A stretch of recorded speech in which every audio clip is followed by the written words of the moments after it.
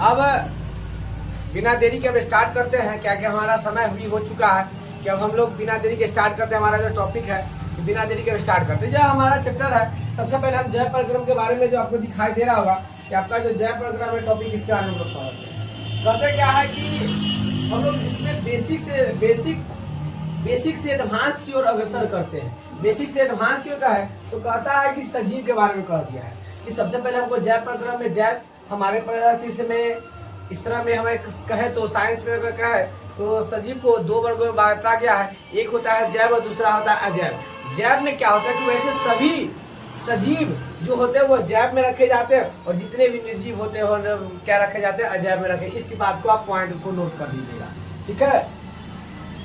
अब कहता क्या है कि जीवित वस्तुओं को सजीव कहते हैं। आप सभी जानते हैं कि जिसमें भी जान होती है उसे हम क्या कहते हैं, सजीव कहते हैं। एवं सभी पौधे एवं जंतुएं सजीव वस्तुएं होती हैं। इस बात को आप ध्यान दीजिए, यानी जितने भी सजीव हैं वे सभी जो है क्या है, सजीव कहलाते हैं। और हमारा जैव प्रक्रम का जैव का मतलब ही होता है जीवित, यानी जिसमें क्या होते हैं, जान होते हैं। अब कहते हैं कि सजीवों का लक्षण यानी क्राइटेरियाज ऑफ लिविंग थिंग, सजीव के क्या क्या लक्षण होते हैं इन सबों को हम लोग परिचित होंगे। तो जैसे कहता है गति करना, सजीव का एक लक्षण होता है कि उसमें सब गति होता है यानी मोशन होता है। प्रजनन करना, पोषण, वृद्धि, श्वसन, उत्सर्जन, प्रजनन, मृत्यु आदि सजीवों का प्रमुख लक्षण है। यानी प्रजनन करना, अपनी जनसंख्या वृद्धि करना, उत्सर्जन करना, किसी चीज को अपने से प्रजनन करना, अपनी जनसंख्या वृद्धि करना, अपने लंबाई को बढ़ाना, इन सभी चीजों को क्या कहते हैं, सजीवों का मुख्य लक्षण है। और सजीव का लक्षण जो आया उसका विनाश होना था यानी खत्म होना यानी मृत्यु होना भी सजीव का ही लक्षण है। अब कहे तो निर्जीव के बारे में जानते हैं कि जिन वस्तुओं का उपयुक्त लक्षण नहीं पाए जाते हैं उसे क्या कहते हैं, निर्जीव। यानी जिसमें भी सजीव वाले लक्षण नहीं पाए जाते हैं उसी को हम क्या कहते हैं, निर्जीव कहते हैं। इस बात को आप ध्यान रखिएगा, ठीक है। अब आगे हमारा जो टॉपिक है जैव प्रक्रम के बारे में हम लोग पढ़ते हैं। और जैव प्रक्रम के अंतर्गत कहते हैं कि जैव प्रक्रम है कि हमारा जो क्लास 10th लेवल का जो चैप्टर है जैव प्रक्रम, हम लोग उससे अवगत होते हैं। कहता है कि जीवधारियों में जीवित रहने के होने वाली समस्त क्रियाओं को सामूहिक रूप को जैव प्रक्रम कहता है। यानी कहने का मतलब कि जीवधारी जिसमें भी जीवन है, जीवधारी है, वो जीवित रहने के लिए होने वाली समस्त क्रियाओं सामूहिक रूप को क्या कहते हैं, हम जैव प्रक्रम कहते हैं। इस बात को आप ध्यान रखिएगा। कहता क्या है कि वे सभी प्रक्रम जो सम्मिलित रूप से अनुचरण का कार्य करते हैं उसे हम जैव प्रक्रम कहते हैं। यानी आपको ये भी परिभाषा आप याद कर सकते हैं और ये भी परिभाषा आप याद कर सकते हैं। आपको जो भी परिभाषा आपके लिए परफेक्ट होगा, सुटेबल होगा, उस परिभाषा को आप नोट करके अपने माइंड में ले जाइएगा और उसको एग्जाम हॉल में लेते हुए चले जाइएगा। जैव प्रक्रम पूछा जा सकता है सर। जैसे कहते हैं कि जैव प्रक्रम में क्या होता है, पोषण, पाचन, श्वसन, वहन, उत्सर्जन, प्रचलन, नियंत्रण एवं समन्वय इत्यादि होते हैं। यानी कहने का मतलब पोषण, विकास करना, उसके अंदर कुछ रखे उसके पाचन करना, उसके बाद उसके सांस लेना, उसके सांस छोड़ना, इस सभी उत्सर्जन यानी हमारे शरीर से, सजीव के शरीर से जो मतलब कहे तो विकार पदार्थ, अपशिष्ट पदार्थ को निकालना भी एक श्वसन का लक्षण है, यानी सजीव का लक्षण है, ठीक है।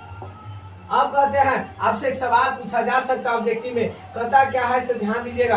कहता है कि जीवन के अनुचरण के लिए आवश्यक प्रक्रम क्या क्या है। तो जीवन के अनुचरण के लिए सर पोषण, श्वसन, परिवहन, वृद्धि, ये उत्सर्जन, ये मुख्य 5 जो है जीवन के अनुचरण के लिए। आपसे सवाल पूछा जा सकता है कि जीवन के अनुचरण के लिए मूलतः कितने चीजों की जरूरत होती है, तो आपको बताना है 5। वो कौन कौन सी 5 हो जाएंगे तो आपको बताना पोषण, श्वसन, परिवहन, वृद्धि और उत्सर्जन। ये हमारे श्वसन के लिए सर बहुत ज्यादा जरूरत है। चलिए आगे चलते हैं। उसके बाद अब हम सभी चीजों को हम लोग बारीकी से न परिभाषित करते हुए और आगे चलेंगे। आप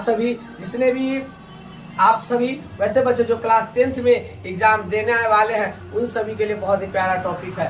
जैसे कहता है पोषण, कहता है जीव शरीर को वृद्धि एवं विकास के लिए विभिन्न पोषकों की जरूरत होती है। जैसे कार्बोहाइड्रेट, प्रोटीन, वसा, विटामिन एवं समस्त खनिज आवश्यकता होती है। इन्हें सम्मिलित रूप से भोजन कहते हैं। यानी कहने का मतलब होता है कि सजीव को सब अपने शरीर को विकास करने के लिए सब कुछ न किसी चीज की जरूरत होती है। जो भी वो भोजन ग्रहण करते हैं वे सब क्या कहलाते हैं सर, वो हमारा पोषण कहलाता है और पोषण इसको कहते हैं, ठीक है। अब जैसे कहें तो सजीव को अपनी विकास के लिए, अपने आप को जीवित रखने के लिए किसी भी चीज की जरूरत होती है, सर उसी को हम क्या कहते हैं, पोषण कहते हैं। सजीव अपने आप को जब जीवित रखता है तो सर वो कुछ न कुछ तो खाएगा। पेड़ पौधे भी को पोषण की जरूरत होती है, गाय को भी जरूरत होती है, हर एक चीज को सर अपने आप को जीवित रखने के लिए सर पोषण की जरूरत होती है। और जिनको भी पोषण की जरूरत होती है सर उस चीज को हम क्या कहते हैं, भोजन कहते हैं। अब समझना है, कहता क्या है कि भोजन को अंतर ग्रहण करने की प्रक्रिया ही हमारा क्या कहलाता है, पोषण कहलाता है। बिल्कुल सही, परफेक्ट, एक लाइन में सर याद दे देना। यानी आपसे सवाल पूछा जाएगा कि पोषण किसे कहते हैं, तो कहना है कि भोजन को अंतर ग्रहण करने, भोजन को अंतर ग्रहण करने की प्रक्रिया को क्या हम करते हैं, पोषण करते हैं। और आप सभी से इसका स्क्रीनशॉट ले लीजिए, आप सब इसको पॉइंट बाय पॉइंट बना के लिख लीजिए। कहता है कि पोषण की आवश्यकता, कहता है कि शरीर में कर्म की स्थिति के अनुसरण तथा ऊर्जा प्राप्ति के लिए हम क्या करते हैं, इसके कहते हैं सर हमें जब काम करते हैं तो सर हमको एनर्जी चाहिए। अगर हम काम अगर करें, मैं आपको पढ़ा रहा हूँ, आप पढ़ रहे हैं, तो सर आपको पढ़ने के लिए भी सर शरीर में ऊर्जा की जरूरत होती है। और मैं पढ़ा रहा हूँ तो हमें भी ऊर्जा चाहिए ताकि मैं आपके समक्ष चीज को बोल सकूं। अब कहता है फिर आगे कहता है, ध्यान से सुनिएगा, कहता सजीव अपना भोजन कैसे प्राप्त करते हैं। बहुत प्यारा चीज है, टॉपिक है कि सजीव कहता है कि सभी जीवधारी अपना भोजन समान प्रकार से प्राप्त नहीं करते। यानी सभी सजीव जो होता है, सभी का भोजन प्राप्त करने का तरीका सर सभी का अलग अलग होता है। इस बात को आप ध्यान रखें, सभी सजीव का अलग अलग। जैसे इनमें भोजन प्राप्त करने की विभिन्न विधियां पाई जाती है। भोजन प्राप्त करने की विधि के आधार पर जीवधारियों को भी दो समूह में बांटा गया। अब यहाँ से फिर एक सवाल निकल के आता है ऑब्जेक्टिव का, कि भोजन के आधार पर जीवधारियों को भोजन के आधार पर वर्गीकृत कर कितने प्रकार में किया जाता है। तब इस बात को ध्यान रखिएगा कि भोजन के आधार पर जीवधारियों को वर्गीकरण करने के लिए दो प्रक्रियाएं हैं। अब कहता है वर्गीकृत किया गया है, कहता है जिसमें पहला कहता है स्वपोषी, इसको इंग्लिश में अगर देखा जाए तो ऑटोट्रॉप्स कहा जाता है। कहता है ये जीव अकार्बनिक स्रोतों से कार्बन डाइऑक्साइड तथा जल ग्रहण करके कार्बनिक खाद्य पदार्थ है, जैसे सभी हरे पेड़ पौधे और कुछ जीवाणु। जैसे स्वपोषी का मतलब एक सीधा स्व मतलब स्वयं और पोषी का मतलब अपने आप को पोषना कह सकते हैं। स्वपोषी यानी स्व का मतलब स्वयं यानी सेल्फ, और पोषी का मतलब होता है पोषना हो सकता है। यानी कहने का मतलब वैसे जीव जो अपना भोजन खुद बना लेते हैं, वो किसी चीज पर डिपेंडेंट उसको करें। जैसे पेड़ आप रोप देते हैं, क्या सूरज के प्रकाश लेने के लिए आपसे वो इजाजत लेनी होगी कि नहीं, था ना। चलिए अब अगला हमारा टॉपिक है कि प्रकाश संश्लेषण, यानी इंग्लिश में इसको कहते हैं फोटोसिंथेटिक्स। Any problem? चलिए कहता है कि इस प्रक्रिया में हरे पौधे पर्ण रहित की सहायता से सूर्य की प्रकाश की उपस्थिति में मृदा से जल तथा वायु को CO2 ग्रहण करके शर्करा कार्बोनेट का निर्माण करते हैं, साथ ही ऑक्सीजन उत्पादन के रूप में मुक्त करते हैं। अब प्रकाश संश्लेषण होता है, क्या कहता है, तो प्रकाश संश्लेषण में क्या होता है कि पौधे सूर्य की प्रकाश की सहायता से जमीन से खनिज जल लवण लेके, वायुमंडल से कार्बन डाइऑक्साइड लेके, और यह जो अपने आप को में जो खाना बनाता है, और पत्ता में जो पर्ण रहित हित होता है जिसको कहते हैं क्लोरोफिल कहते हैं, इसकी सहायता से लेके और वह क्या करता है, खाना बनाता है।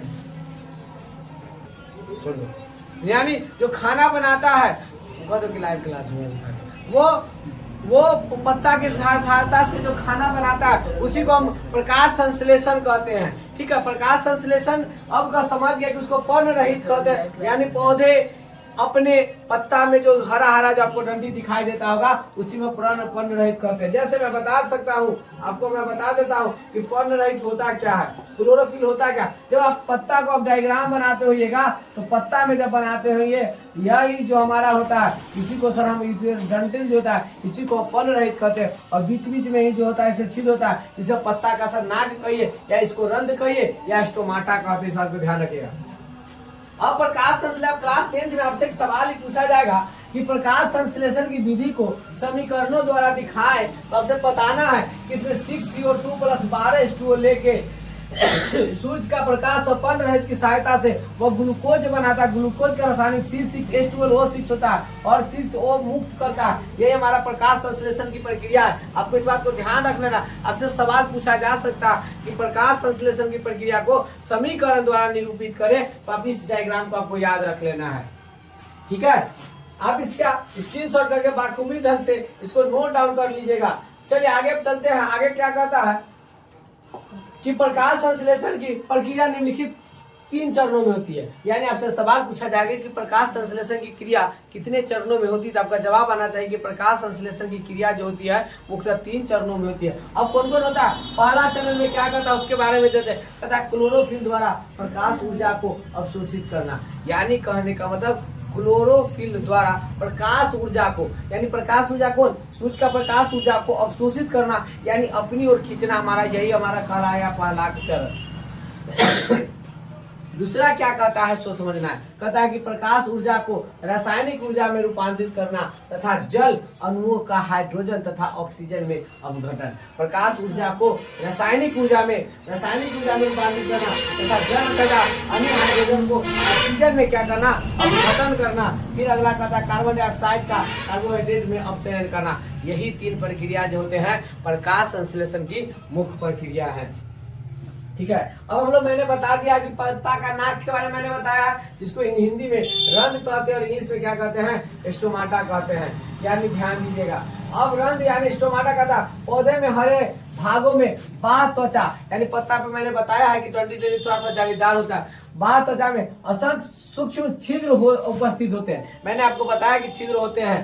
कहता है उसी को हम क्या कहते हैं? रंध्र कहते हैं। और इसी के सहायता से क्या करता है? पौधे यानी पत्ता क्या करता है? कार्बन डाइऑक्साइड को लेता है। जिसे कहता है प्रकाश संश्लेषण क्रिया के लिए गैसों का अधिकांश आदान प्रदान इन्हीं के रंध्रों के द्वारा होता है। एक सिंपल सा पूछा जा सकता है सवाल कि पौधों में पत्तियों में गैसों का आदान प्रदान किसके द्वारा होता है? तो आपको बताना है कि पौधों में गैसों में पत्तियों का आदान प्रदान रंध्र द्वारा होता है, इसके अलावा रंध्र पौधे के हरे भागों में जल की अतिरिक्त मात्रा को जलवाष्प के रूप से बाहर निकलने का भी कार्य करते हैं। इसी क्रिया को हम क्या कहते हैं? वाष्पोत्सर्जन कहते हैं। अब समझना है कि गैसों का आदान प्रदान होता है, सवाल हमारे रंध्र के द्वारा होता है। अब कहता है कि वाष्पोत्सर्जन क्या करता है? उसमें एक और सवाल इंक्लूड हो गया। अब कहता है कि ध्यान देना कि इसके अलावा रंध्र पौधे के हरे भागों से जल की अतिरिक्त मात्रा में जल वाष्प के रूप में बाहर निकालने का हुआ करता है। इसी को सर हम क्या कहते हैं? वाष्पोत्सर्जन करता है। आप इसे नोट डाउन कर लीजिए कि वाष्पोत्सर्जन होता क्या है। जितने भी चीज को पॉइंट टेबल बात समझिएगा वो आपके लिए सर बहुत ढंग का रहेगा, इस बात को ध्यान रखिएगा। अब कहता है कि वाष्पोत्सर्जन तथा गैसों का आदान प्रदान रंध्रों के खुलने एवं बंद होने पर निर्भर करता है। यानी गैसों का आदान प्रदान गैसों का आदान प्रदान रंध्रों का बंद और खुलने पर डिपेंडेबल यानी निर्भर करता है कि यदि रंध्र बंद होते हैं तो वाष्पोत्सर्जन, यदि रंध्र बंद होते हैं तो वाष्पोत्सर्जन एवं गैसों का विनिमय रुक जाता है। अगर बंद होता है तो वाष्पोत्सर्जन और गैसों का विनिमय जो होता है आदान प्रदान की जो क्रिया होती है वो रुक जाता है। आपसे सवाल पूछा जा सकता है कि पौधे में जब गैसों का आदान प्रदान कब रुकता है? तो क्या कहेंगे? यदि रंध्र क्या हो जाते हैं? बंद हो जाएंगे। यानी स्टोमाटा क्या हो जाते हैं? बंद हो जाते हैं। तो हमारा यानी मान लेते हैं कि हमारा नाक है, अगर हम इसको बंद कर लेते हैं ऑटोमेटिक की सांस नहीं ले पाएंगे। सेम प्रोसेस यहाँ भी होता है। ठीक है। अब हम लोग अगला टॉपिक करते हैं विषम पोषी के बारे में पढ़ते हैं। यानी विषम पोषी क्या होता है? अब कहता है कि विषम पोषी क्या कहता है? पोषण की वह विधि जिसमें जीव विभिन्न रीतियों से पोषण प्राप्त करते हैं। जिसमें जीव विभिन्न रीतियों से विभिन्न तरीकों से भोजन प्राप्त करते हैं, विषम पोषण कहलाते हैं। कैसे? अब समझना कि भोजन के स्वरूप, भोजन की उपलब्धता तथा इसके ग्रहण करने के ढंग के आधार पर विषम पोषण विधियों को विभिन्न प्रकार से हो सकती है। यानी कहने का मतलब सिंपल सा समझ सकते हैं कि विषम पोषी होता क्या, इसके बाद में समझते हैं। तो पोषण की वह विधि जिसमें जीव विभिन्न रीतियों द्वारा अलग अलग तरीकों से अपने आप को जीवित रखता है, उसी को सर हम कहते हैं विषम पोषी कहते हैं। अब कहता है कि आधार पर विषम पोषियों को विभिन्न विधियां यानी विषम पोषण के आधार पर ये विषम पोषी की विभिन्न विधियां में वर्गीकृत किया गया है। अब देखते हैं अब वो कौन कौन से विधि होते हैं इसके बारे में समझिए। चलिए अब विभिन्न विधि कौन कौन होते हैं अब इसके बारे में हम लोग समझते हैं। तो समझना पता है कि शाकाहारी यानी इसको कहते हैं हारीबोरस, शाकाहारी यानी इसको कहते हैं हारीबोरस कहते हैं। अब शाकाहारी होता क्या आप सही पहले जानते हैं, तो कहेंगे शाकाहारी को एक सिंपल भाषा में कि वैसे जीव या वैसे सजीव साग सब्जी या फल द्वारा उत्पादित पदार्थों का सिर्फ सेवन करते हैं या ग्रहण करते हैं, उसी को हम क्या कहते हैं? शाकाहारी कहते हैं। वैसे जीव जो सिर्फ साग सब्जी पेड़ों द्वारा उत्पादित चीजों का सिर्फ ग्रहण करते, उसी को हम क्या कहते हैं, शाकाहारी कहते हैं। उसके आता है मांसाहारी जीव, कि वैसे जीव जो सिर्फ मांस खाते हैं, उनको पनीर का सब्जी दे दीजिए तो नहीं खा पाएंगे, ना आलू मटर दे दीजिए तो नहीं खा पाएंगे, आलू कद्दू चना दे दीजिए तो नहीं खा पाएंगे। उसी को अगर शेर मतलब कहे तो अगर शेर को पनीर का सब्जी दे दीजिए खा पाएगा, नहीं खा पाएगा, क्योंकि वह जो है वह मांसाहारी है, तो सिर्फ मांस से करते हैं, खाते हैं। और उसी के बाद आता है हमारा सर्वाहारी, यानी इसको कहता है ओमनीवोरस कहता है, यानी कहने का मतलब भूखे नहीं मरेगा, इसको भी खाएगा, उसको भी मांस भी खाएगा, दूधो खाएगा, कीड़ो खाएगा, मछलियों खाएगा। उसी को क्या कहते हैं हम, ओमनीवोरस कहते हैं, खाना के आधार पर। जो आपको दिखाई दे रहा होगा कि गाय हिरण हमारे क्या है, शाकाहारी, उनको मांस नहीं खाएंगे। शेर बाघ आदि हमारे क्या है, शाकाहारी प्राणियों को खाते हैं, ये इन्हें हम क्या कहते हैं, मांसाहारी कहते हैं, शाकाहारी खाते हैं। मृतपोषी में क्या होता है, समझना कि फुद्दी, ईस्ट, मशरूम आदि मृत सड़े गले कार्बनिक पदार्थों से भोजन करते हैं। यानी कुछ ऐसे हैं मृत जीवी में क्या होता है, जैसे फुद्दी, जिसको भुआ कहते हैं, ईस्ट होता है, यह होता है कवक, मशरूम होते हैं, ये मृत एवं सड़े गले से, यानी मरल या तो सरल करण से अपने भोजन को यह क्या करता है, प्राप्त करते हैं। इसी को हम मृतपोषी कहते हैं। मृत यानी आप कह सकते हैं सिंपल भाषा में कि वैसे चीज जो मरे सड़े गले से अपना भोजन प्राप्त करते हैं, उसी को हम सर मृतपोषी कहते हैं। ठीक है, अब कहते हैं सर्वाहारी को मैंने बता दिया है कि बिल्ली मांसो खा जाता है, मछलियों खा जाएगा, कुत्ता, हमारा इंसान आदि हमारे वनस्पति उत्पादों तथा जंतु इनके उत्पादों को भी खाते हैं, उसे सर्वाहारी, जैसे अंडा खाना, मांस खाना, ये बहुत सारे चीजों को। चलिए अब आगे चलते विषमपोषी के आधार पर। कहता है कि परजीवी, पर का मतलब बता चुके हैं, पर का मतलब होता है पर यानी आश्रित, जीवी का मतलब जिंदा। कुछ जीव ऐसे होते हैं जो अपने पोषक के बिना मारे और अपना पोषण प्राप्त करते हैं, परजीवी कहलाते हैं, जैसे लू जीव, परजीवी। यानी परजीवी का मतलब समझना है कि कुछ जीव ऐसे होते हैं जो अपने पोषक को बिना मारे, यानी कहने का मतलब मान लेते हैं अपने पोषक को, जिसको जैसे हम लोग बकरी खस्सी खाते हैं तो मछली को मार के खाते हैं, लेकिन कुछ ऐसे जीव होते हैं जिसको परजीवी कहते हैं कि जो अपने पोषक, जो उसको पोष रहा, उसको सब मारता नहीं है। जैसे माथा में अगर ढील हो जाता है तो खून चूस जाएगा, उससे आपकी प्राण निकल जाएगी, नहीं जाएगा। लीच जो अगर पैर में हाथ में कर आपको पकड़ के खून चूस रहे, आपका खून तो चूसेगा लेकिन आपको जान से नहीं मारेगा। भी होता है जो दिनाय टाइप का होता है कि आपको जान ले लेगा। अमर बेल के होते हैं, ये सभी हमारे होते हैं, क्या होते हैं, परजीवी। यानी एक सीधा सा भाषा में आप कह सकते हैं कि वैसे जीव जो हमसे बेनिफिट तो लेते हैं लेकिन हमेशा जान से नहीं मारते हैं, उसी को हम सब परजीवी कहते हैं। उदाहरण के लिए परजीवी का उदाहरण आप जू ले सकते हैं, लीच ले सकते हैं, फीता कृमि ले सकते हैं, अमरबेल ले सकते हैं। इन सभी बातों को ध्यान रखना है। चलिए अब एक सवाल है, बहुत प्यारा सवाल है।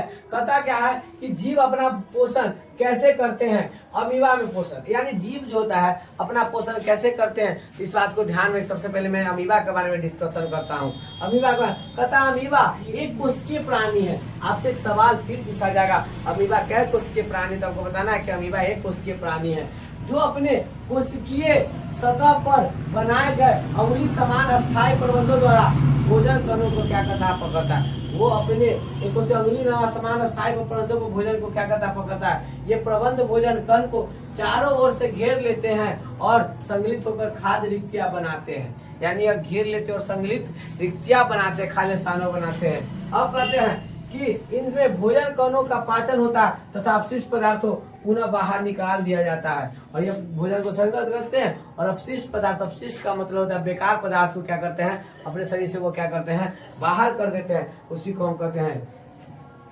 जब हम लोग इस चैप्टर को एक पार्ट में आप देखिए पढ़ लेते हैं, उसके बाद हम लोग इसका ऑब्जेक्टिव का भी सार करेंगे, ऑब्जेक्टिव का भी वीडियो आपको डाल देंगे। सभी चैप्टर का आपका ऑब्जेक्टिव डाल दिया जाएगा। तेजी में आप सभी तैयार रहिएगा। कहता क्या है कि पैरामीशियम का में पोषण हमने पहले पढ़ा, अमीबा पैरामीशियम, अमीबा में, अब दूसरा पढ़ा है पैरामीशियम में। कहता है कि पैरामीशियम भी एक कोशिकीय प्राणी है, यानी अमीबा पैरामीशियम भी एक कोशिकीय यानी सिंगल सेल से बना होता है प्राणी है। इसमें भी इसकी कोशिका आकार निश्चित होता है, इसका जो साइज कोशिका का आकार है वह निश्चित होता है और यह विशिष्ट स्थान में भोजन ग्रहण करता है और इसकी सतह पर पश्चात भोजन कणों को मुख्य खांच को लाने में क्या करता है, यह सहायता करता है। ठीक है। अब आपके लिए डायग्राम दिखाई दे रहा कि एक कोशिकीय जीवों के नाम बताइए, तो आपको ध्यान रखना है कि अमीबा पैरामीशियन जो हमारे एक कोशिकीय जीव है। ठीक है, अब हमारा टॉपिक है कि मनुष्य में पोषण, हमारे जानवरों में कि मनुष्य कैसे अपने आप को जिंदा रखता है, इसके लिए समझते हैं। कहता है कि मनुष्य के भोजन को अंतःग्रहण से लेकर मल त्याग कर तक के तंत्र, जिसमें अनेक अंग ग्रंथियां आदि सम्मिलित होते हैं, असमंजस के साथ कार्य करते हैं, यह पाचन तंत्र कहलाता है। जैसे मानव पाचन, यानी मनुष्य का पाचन तंत्र अगर पूछा जाए कि कहाँ से प्रारंभ होता है, तो मुंह से यानी प्रारंभ होता है और कहाँ तक जाता है, सर मल द्वार तक जाता है। जब तक आप उसको जो खाएं उसको बाहर नहीं निकाल देता, तो यहाँ से लेकर वहां तक के जाने के उसी को हमारा सर पाचन तंत्र कहता है। अब कहता है कि पाचन में भोजन का जटिल पोषक पदार्थों को बड़े अणुओं को विभिन्न रासायनिक क्रियाओं एंजाइमों की सहायता से सरल एवं जब हम जो भोजन करते हैं सर वो बड़ा बड़ा होता है, लेकिन एंजाइमों की सहायता से, क्रियाओं की सहायता, रासायनिक क्रियाओं की सहायता से, यानी एंजाइम का मतलब लार की सहायता से अपने भोजन को क्या करता है, उसको खंड खंड क्या करता है, उसको टुकड़ा करके और सर उसको सब पूरा तोड़ देता है, विखंडित कर देता है, ताकि भोजन आसानी से पच सके और उसके सभी पोषक तत्व हमारे शरीर में खून के माध्यम से फैल सके।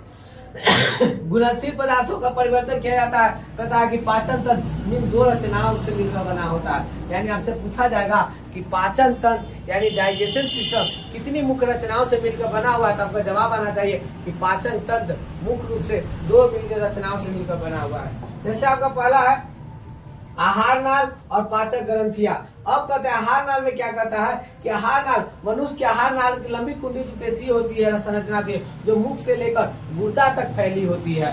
यानी मुख से लेकर कहाँ तक फैली होती है, गुर्दा तक फैली होती है, वही हमारा क्या कहता है आहार नाल कहलाता है। मनुष्य में आहार नाल लगभग 8 से 10 मीटर लंबी होती है। मनुष्य का आहार नाल जो था फूड पाइप कह सकते हैं, वो 8 से 10 मीटर लंबा होता है। ऑब्जेक्टिव है, इसको आप ध्यान रखिएगा कि मनुष्य के आहार नाल की लंबाई 8 से 10 मीटर तक फैली होता है। और यह आहार जाल के प्रमुख 3 अंग है। हमारा आहार नाल के प्रमुख अंग कौन कौन है? मुख, ग्रसनी, ग्रासनली, अमाशय, छोटी आंत और क्या है, बड़ी आंत है।